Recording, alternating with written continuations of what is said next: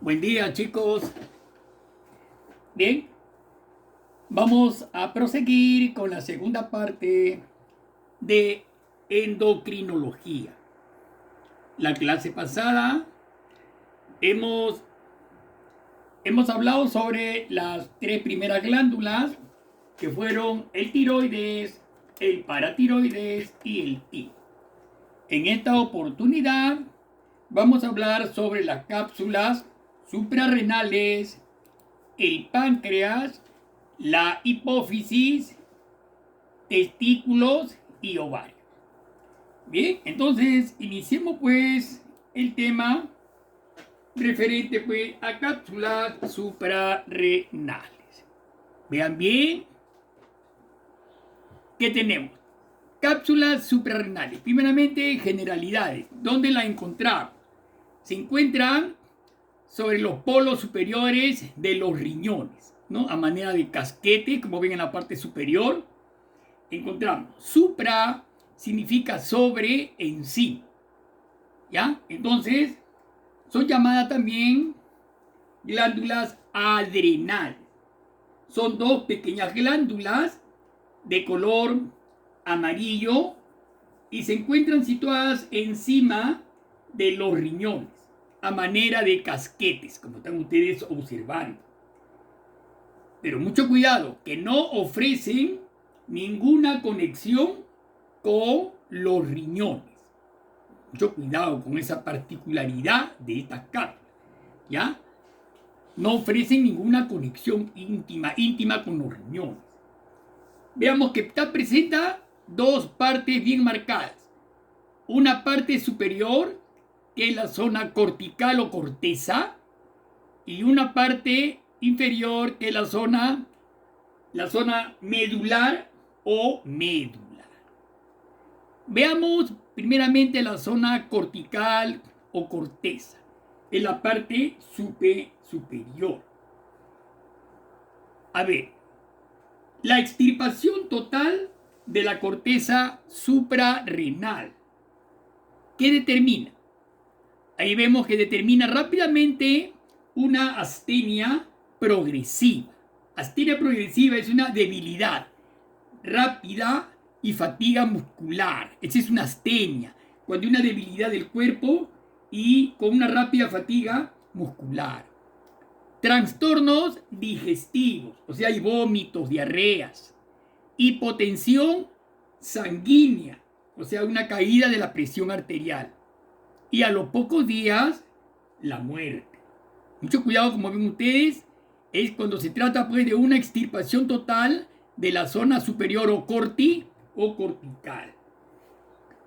La alteración lenta de esta zona cortical, como sucede, por ejemplo, cuando hay una alteración, hay un proceso tuberculoso, por ejemplo, en la enfermedad de Addison. Esta enfermedad de Addison se caracteriza por una insuficiencia cortical, ¿ya? Se presenta con los mismos síntomas que ya hemos mencionado, pero además de esos síntomas mencionados, se añade al alumno una pigmentación en la piel, ¿no? Le da a la piel un color tinte bronceado, Como verán en la parte inferior, el puntero está observando, ¿no? Y un color morado en la lengua y un color tinte bronceado. Es una típica enfermedad de Addison. Bien, alumno, en caso de insuficiencia cortical, mucho cuidado de insuficiencia cortical, una inyección de la hormona hace desaparecer rápidamente toda esta sintomatología, aunque no en forma definitiva, lógicamente, ¿no? Pero hay una gran cantidad de características que desaparecen. Desaparecen todos los trastornos antes mencionados. Muy bien, veamos la función de la hormona cortical. ¿Qué hormona secretan esta zona? Alumnos, todas las hormonas producidas son esteroides. Mucho cuidado. Las hormonas corticales son esteroides, o sea que están formadas a partir del colesterol. Se llaman corticoides, ¿ya? Y se pueden agrupar en glucocorticoides y mineralocorticoides. ¿Qué son los glucocorticoides? Como dicen ahí, observen bien, participan en el metabolismo de la glucosa. Y los mineralocorticoides participan en el metabolismo mineral, ¿ya? De ahí el nombre, mineralocorticoide, ¿ya? En el metabolismo mineral, ¿ok? Bien, veamos los glucocorticoides. La principal hormona corticoide es el cortisol. El cortisol es producido, es una hormona, esta hormona combate, por ejemplo, el estrés, ¿no? Aumentando la concentración de glucosa en la sangre y la velocidad de formación de glucógeno en el hígado, ¿ya? Entonces, los glucocorticoides, el principal es el cortisol. El cortisol es producido en respuesta, por ejemplo, cuando hay un dolor físico, la persona está demasiado estresada, cuando sufre alguna emoción fuerte, cuando hay un frío intenso, cuando hay una infección, por ejemplo, hay producción de cortisol. Bueno, mucho cuidado entonces, repito, esta hormona es muy importante. Y tenemos los mineralocorticoides. Este grupo de hormonas incluye a la aldosterona. La aldosterona es importantísima, alumnos, en el organismo porque regula la retención del agua, controlando la distribución de sodio y otros minerales en los tejidos, ¿no? Controla la distribución de sodio y de potasio y otros minerales a nivel celular, ¿ya? La aldosterona tiene esa particularidad, esa importancia, ¿no? Muy bien. Pasamos ahora a la zona medular, ¿no? A la zona más interna, ¿ya? Sus hormonas preparan al organismo para la acción, por ejemplo, ¿no? A ver, la hormona más importante producida en la zona medular es la adrenalina, ¿ya? La adrenalina, ¿ya? Mucho cuidado. Por ejemplo, la adrenalina se participa, por ejemplo, le dicen la hormona de la emoción, por ejemplo, adrenalina, ¿no? Luchar o huir ante el enemigo, dice, ante una situación de estrés, de peligro, la adrenalina va a ser secretada por la zona medular. La adrenalina es muy importante, alumno, ¿ya? Por ejemplo, los efectos de la adrenalina, por ejemplo, son la dilatación de los bronquios, por ejemplo, ¿no? Una mayor frecuencia cardíaca, por ejemplo, cuando una persona, por ejemplo, está con una hipotensión, entonces se requiere que el corazón, por ejemplo, comience a latir, el corazón se está deteniendo, entonces se le inocula, ¿no? Una cantidad de adrenalina para que el corazón se recupere, ¿no? Aumenta la tensión mental, la dilatación de las pupilas, todas esas son las características de la adrenalina, ¿no? Por eso le dicen la hormona de la emoción, ¿no? Es la más importante de la zona medular. Bien, chicos, entonces solamente eso en cuanto a las cápsulas suprarrenales, ya que sepan ustedes las principales hormonas en la zona cortical y medular, ¿no es cierto? Bien. Pasamos ahora al páncreas. El páncreas endocrino, ¿no? Le dicen, es una glándula que ya la hemos visto nosotros cuando estudiamos el aparato digestivo, ¿no? Una glándula muy importante, sobre todo en el metabolismo de los alimentos. ¿Recuerdan las hormonas que presentaba el páncreas? ¿Cierto? Amilopsina, tripsina y estiapsina. ¿Recuerdan? Ya. Entonces, el páncreas. La porción endocrina del páncreas consiste en los islotes de Langerhans. Si hacemos un corte de páncreas, vamos a ver una gran cantidad de células. Ahí están viendo ustedes la célula del páncreas, vean, en la parte inferior del páncreas, esos cuadraditos chiquititos del páncreas, cada uno de esos cuadraditos son islotes. Cada uno de esos cuadraditos son islotes. En la parte superior, un islote lo hemos agrandado, ¿ya? Un islote, vean, lo hemos agrandado totalmente para ver, ¿ya? Mucho cuidado, miren, observen bien, ¿ya? Empezamos entonces. Miren, la porción endocrina del páncreas, repito, consiste en los islotes de Langerhans, de 1 a 2 millones de islotes que presenta el páncreas humano. Mucho cuidado, los islotes representan más o menos entre el 1 a 2% del peso del páncreas y están diseminados en todo el órgano, pero están más concentrados en la cola del mismo, ¿ya? No olvidemos que el páncreas presenta 3 partes: la cabeza, el cuerpo y la cola. Entonces, hay una gran cantidad de islotes en la cola del páncreas.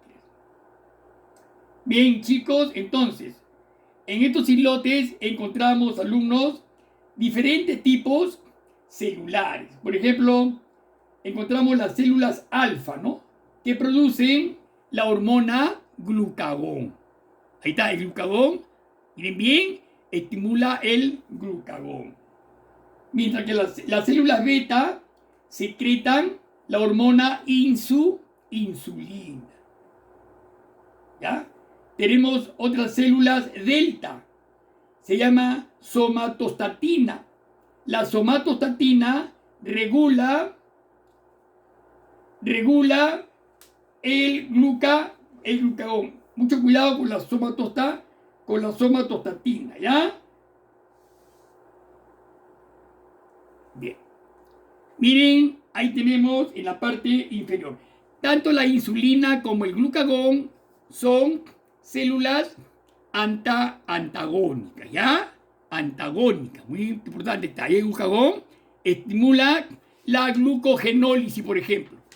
Estimula la glucogenólisis, o sea, la ruptura del glucógeno a glucosa, ¿no? Por ejemplo, cuando la persona tiene mucha azúcar en la sangre, mucha insulina, entonces el hígado la va a almacenar, ¿ya? El glucagón estimula glicogenólisis, lisis de descomposición, o sea, la ruptura de glucógeno que tienes en el hígado, y hay pobreza de glucosa en el organismo, entonces el hígado te va a transformar ese glucógeno a glucosa, al cuerpo. Te va a dar algo más de glucosa, porque no tienes mucha glucosa en la sangre.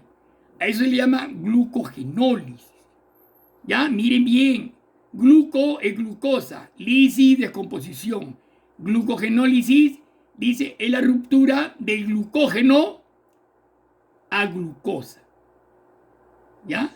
Repito, la glucosa se almacena en el hígado en forma de glucógeno. No te olvides. Entonces, la ruptura de glucógeno a glucosa. Y la insulina es lo inverso, ¿no? Inicia la glucogénesis.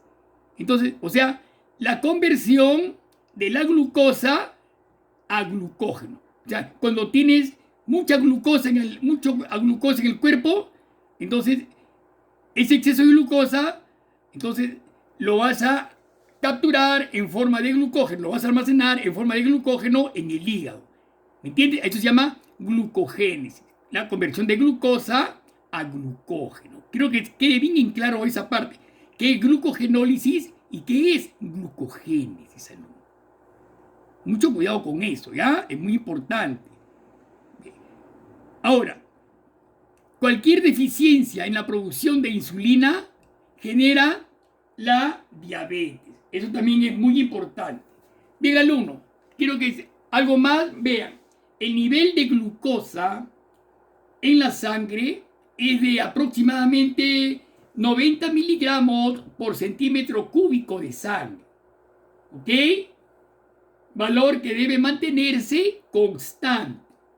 Las células necesitan un abastecimiento constante de glucosa. Mucho cuidado, miren. Algunas horas después de que usted se alimenta, ¿no?, de la ingesta de la glucosa, esta glucosa es absorbida por los intestinos y llevada por la vena porta hasta el hígado. El hígado almacena la glucosa estimulado por la insulina, como ya hablamos en antes. Normalmente, alumnos, existe una reserva de 75 gramos de glucógeno hepático. Una reserva de 75 gramos de glucógeno en el hígado, ¿no? Hepático. Suficiente para abastecer al organismo por unas 12 horas. Ahora, cuando el nivel de glucosa en la sangre disminuye por debajo de lo normal, el hígado convierte parte de su almacén de glucógeno a glucosa. Esto es promovido ¿por qué? Por el glucagón, ¿ya? Por el glucagón. Otra función importante, alumno, de la insulina es la de transportar la glucosa a través de la membrana de las células musculares y adiposas. Cualquier deficiencia en la producción de insulina genera una enfermedad bastante grave que se llama la diabetes mellitus. ¿Ya? La diabetes mellitus es un aumento del nivel de azúcar sanguíneo bastante peligroso que puede causar ceguera o insuficiencia renal. Y alumnos, mucho cuidado. Miren, al costado tenemos un corte de un islote de Langerhans. ¿Ya? Miren, ahí está el islote de Langerhans. Vean cómo es, como una isla, no hay el nombre de islotes de Langerhans. ¿Qué tenemos a su alrededor? Tenemos, por ejemplo, lo que les mencionamos antes, ¿no? Tenemos las células alfa. Ahí está, ¿ven? Las células alfa, ¿cierto? Las células alfa que producen glucagón. Luego tenemos las células beta. ¿Qué producen las células beta? Secretan la hormona insulina.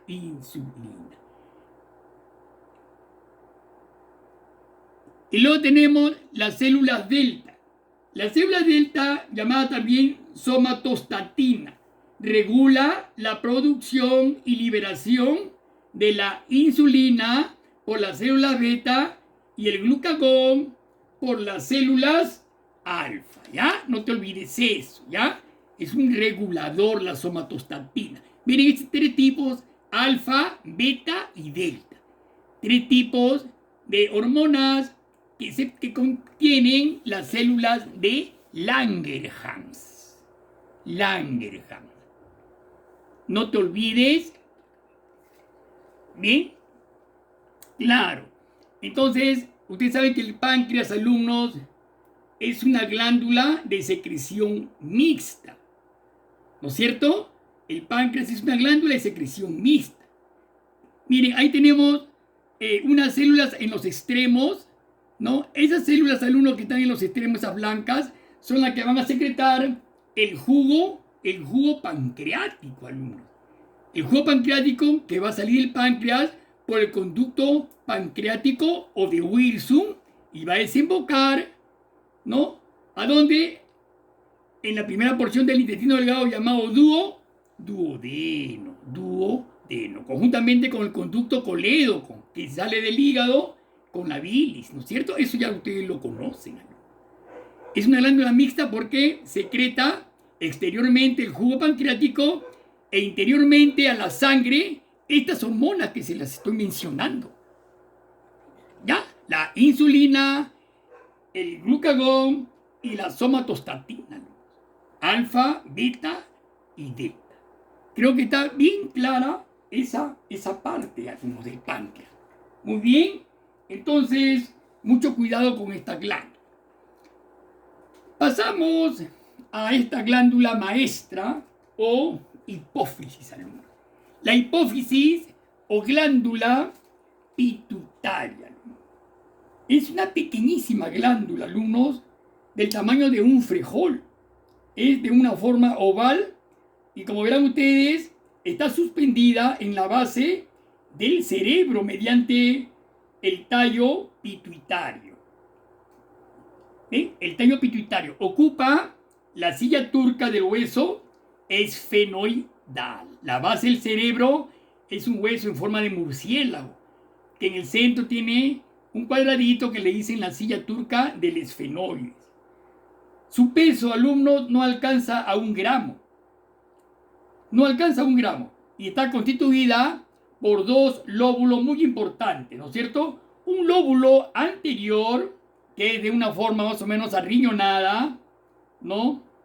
Que es de estructura glandular. Es una glándula porque va a secretar gran cantidad de hormonas.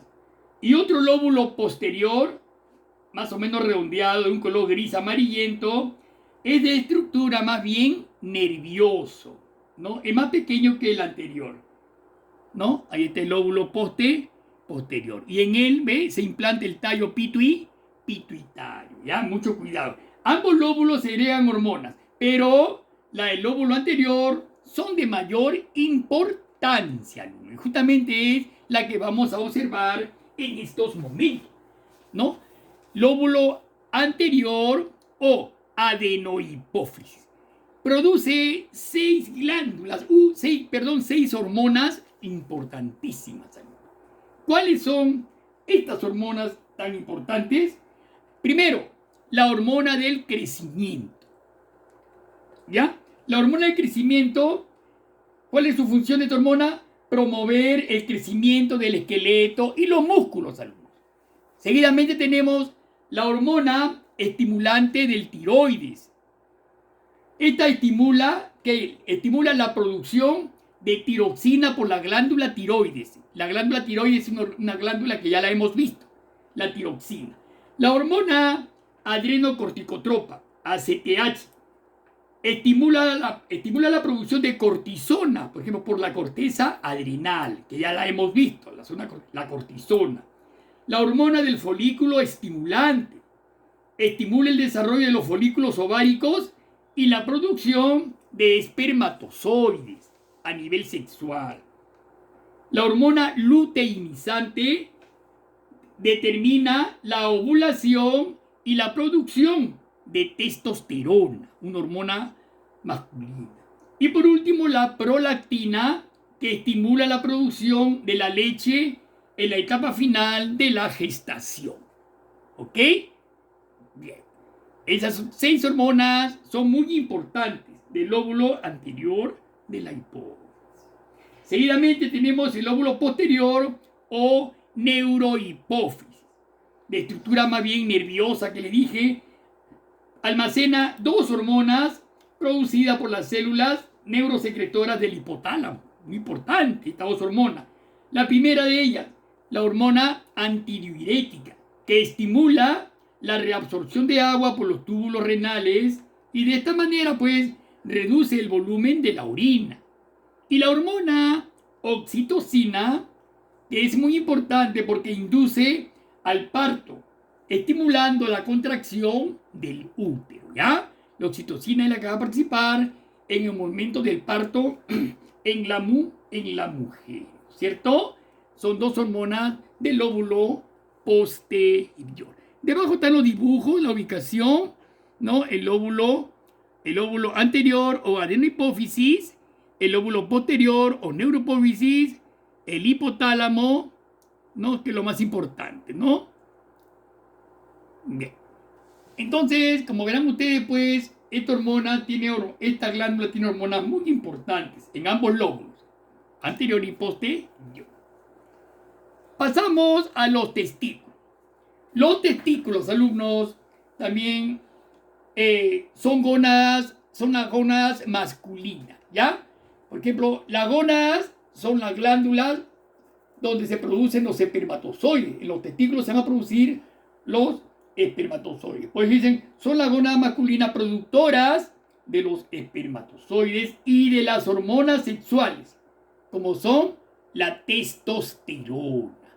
Esta hormona, pues alumnos, la testosterona es la hormona que justamente le da las características tanto físicas como psíquicas a los varones. Comienza su trabajo a partir de la pubertad en el varón, ¿ya? Entonces, no olvidemos eso. Los testículos son los órganos glandulares que forman la parte más importante del aparato del aparato reproductor masculino. El testículo produce los espermatozoides, repito, y también la testosterona.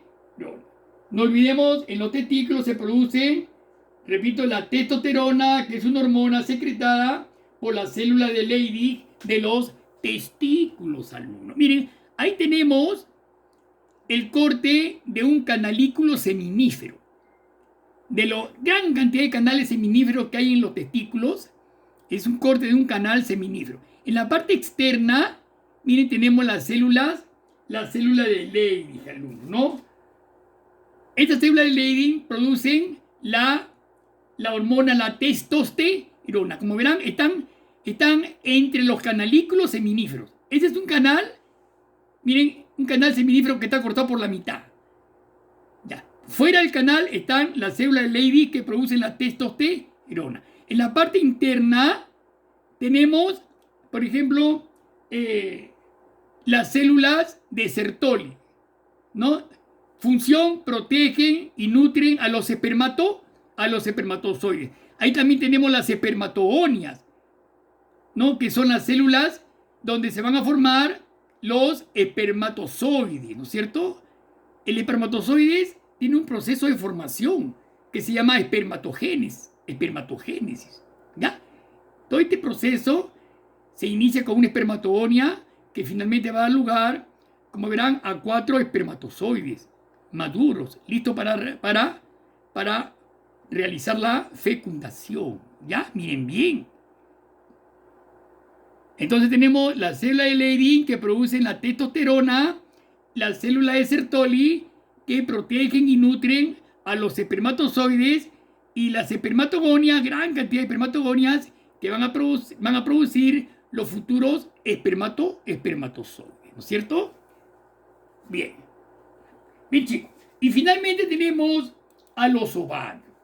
Los ovarios son parte del sistema reproductor de la mujer. Ya no olvidemos, las mujeres tienen 2 ovarios, uno a cada lado del útero. Cada ovario es del tamaño y forma de una almendra, y los ovarios producen y almacenan los óvulos.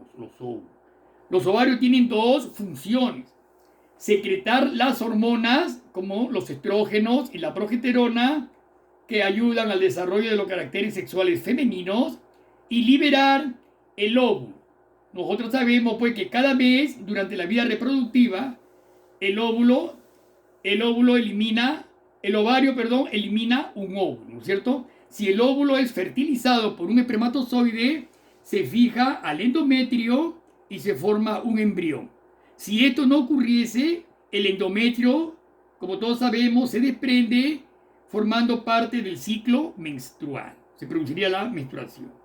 ¿Ya? Los ovarios están formados por 3 tipos de células diferentes: las células epiteliales, que recubren el ovario; las células germinales, que se encuentran en el interior y forman los óvulos; y las células estromales, que producen las hormonas femeninas. Las hormonas femeninas. ¿Ya? Ahí tenemos, por ejemplo, ¿ven?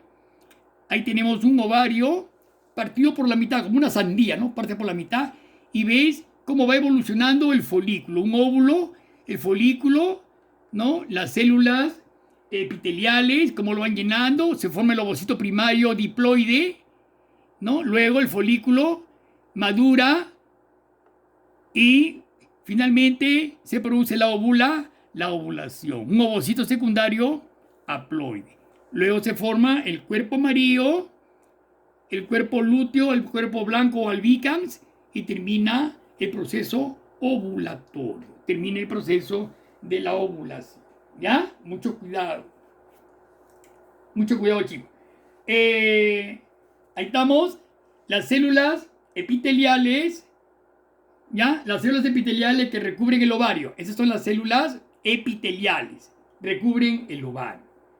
Las células germinales, que se encuentran en el interior y forman los óvulos, ¿ya? Esas son las células germinales. Formación y maduración del óvulo. Y las células estromales, son las que producen las hormonas femeninas, o sea, los estrógenos y progesterona. No olvidemos que los estrógenos y progesterona son los responsables del desarrollo de los caracteres sexuales secundarios en mujeres a partir de la pubertad, ¿ya?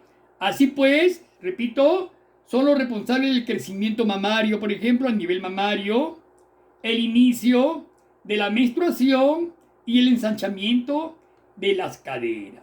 También preparan para la fecundación.